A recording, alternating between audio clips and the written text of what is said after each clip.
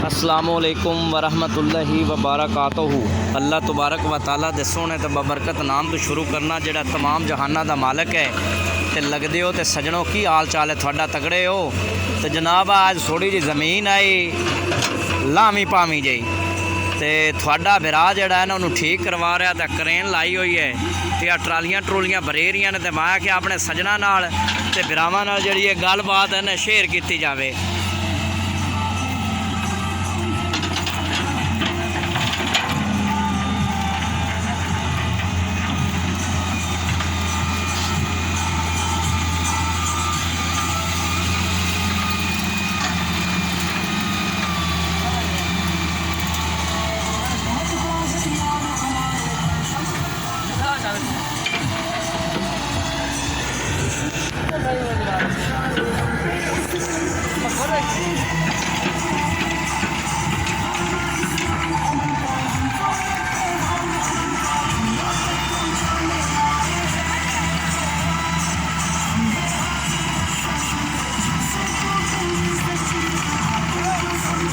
दोस्तों ना काफ़ी दिनों की ज़मीन खाली पई आई थोड़ा मैं चेक करवा देना।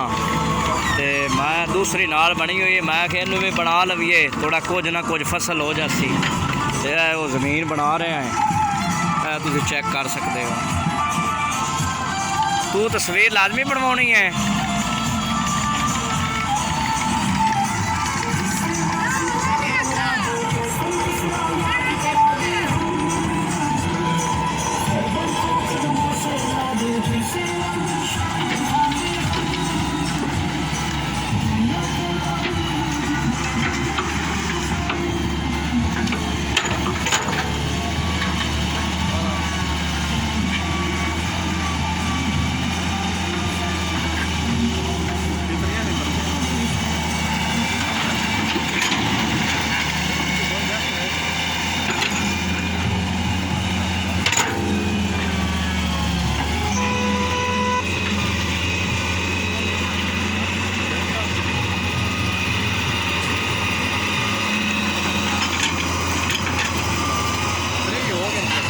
चलो ठीक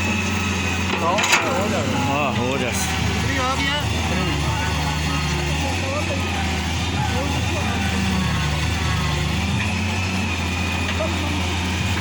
चलो मैं ना करूँ पता करके आया भी तेन दसना जे अगर ये हो तो उस रूटीन ना बंदा घट चवा लेंदा है भी बंदा इकट्ठी कर लेंदा है। हाँ है अस्सलाम वालेकुम जी। अल्लाह का करम बिस्मिल्लाह जी बिस्मिल्लाह। की हाल चाल है। मैं जी अज तो हाँ त्रेई चक ले थोड़ी जी मिट्टी चुमदा पाया जी। चाबियाँ जी मेरे को हैं जी।